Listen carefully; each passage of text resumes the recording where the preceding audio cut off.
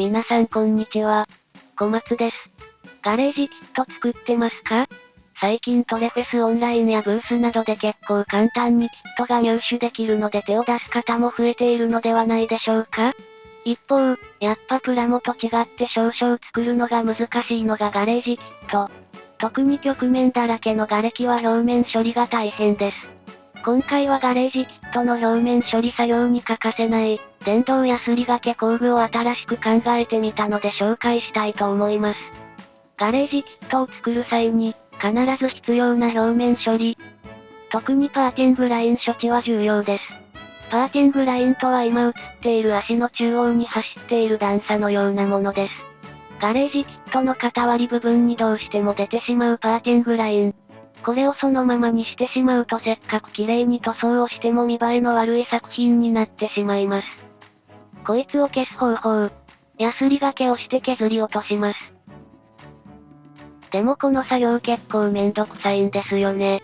緻密なキットはやべえ、作りてえってなりますがその分、表面処理には膨大な時間がかかってしまいます。通常はヤスリを使って根気よく作業をします。ただ、この作業はできるだけ短い方がストレスフリー。世の中には色々と使いやすい電動ヤスリが出ていますからね。これを使わない手はないです。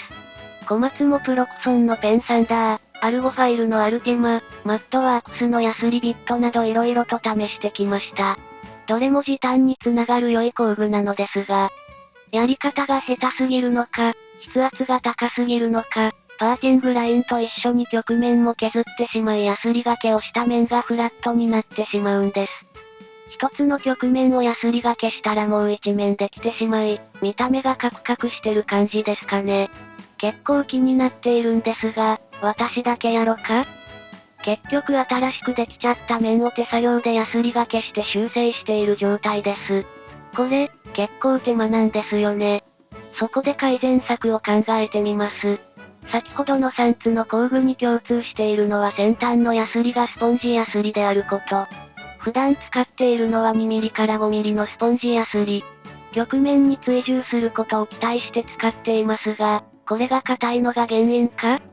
もっと柔らかいヤスリを求めてホームセンターをさまよったところ、こんなものがありました。スコッチブライト。これは台所のスポンジの硬いやつに近い感じですかね。スポンジヤスリよりも柔らかく、でも流度320なので検索力はありそう。こいつをポンチで開けてユータービットの先に取り付けてみます。ポンチで切り抜くことはできましたが、柔らかいので結構難しいな。カットした際に破片などが結構出て、掃除が面倒です。こいつを両面テープで貼り付け、ユーターに取り付けてヤスリ掛けをしてみます。お、結構いい感じ。厚みがあるので曲面に追従しているのが目で見てもわかります。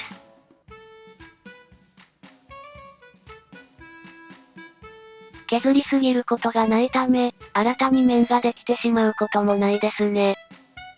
もっと狭いところもヤスリ掛けしたいので、先ほどと同じ要領でポンチを使って直径 4.5 ミリのヤスリを作ってみます。さすがに小さすぎて厳しい。安定していないのでバラバラになっちゃいますね。直径が10ミリくらいないときついかな。形を保つことができそうにありません。そこで買ってきましたよ。スコッチブライトと似たような素材がビットにくっついてるやつ。ただ、80個入りが最小。これダメだったら79個ゴミになるのでちょっと悩みました。丸いスポンジが軸に締結されているビットで、おそらく誘導は320くらいかな、と思います。これで1900円だから、まあ安いっちゃ安いけど、リューターに固定します。特に問題はなしと。ヤスリ掛けをやってみます。これ失敗すると修正に結構手間かかるから頼むぞ。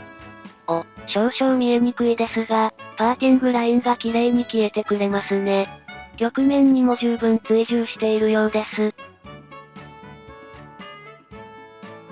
他のパーツでも試してみます。少々わかりにくかったのでパーティングラインにマジックで墨入れをしてみました。パーティングラインの隙間に入り込んだ黒が消えていっている、すなわち、パーティングラインが削れていって綺麗になっていってることを示しています。どうですかね。曲面はきっちり残った状態でパーキングラインが処理できているのがお分かりでしょうか。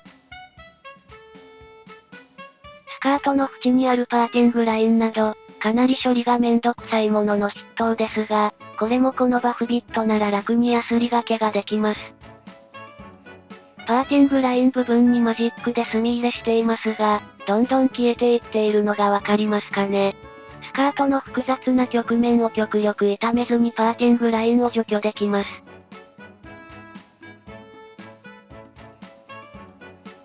と、ここまでは良い点ばかりを紹介してきましたが、このビットちょっとでかいです。これくらいのスカートであればギリギリ入るけど、もっと細かくなったら入りません。細くすれば入るじゃんと短絡的に考えハサミで切ってみます。数だけはあるからね。あと79個もあるから、夜光が匂うがそんなにすぐにはなくならないでしょ。飛び出しているところをカットして、接触する部分を細くしてみます。これを U ターンに取り付ければ、先ほどの大きなビットが小さくなり、細かいところもヤスリがけ可能なビットができました。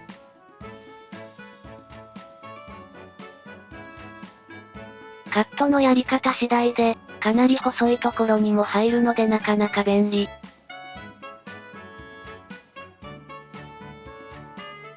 割と使いやすいヤスリがけ工具ができましたが、摩擦熱が大きいのでプラには向いていません。一応削れるんですけどね。熱で溶けてしまって溶けたプラが固まって残ってしまいます。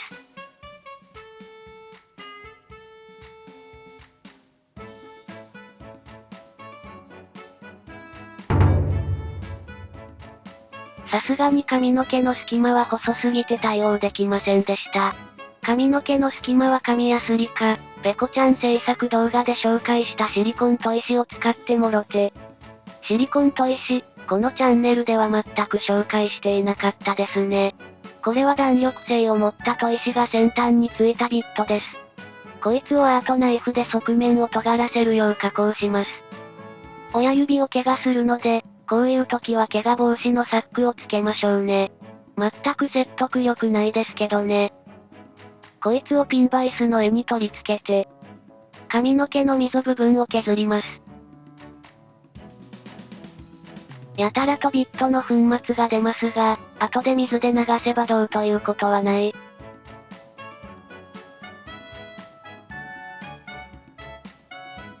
ぜひお試しあれ。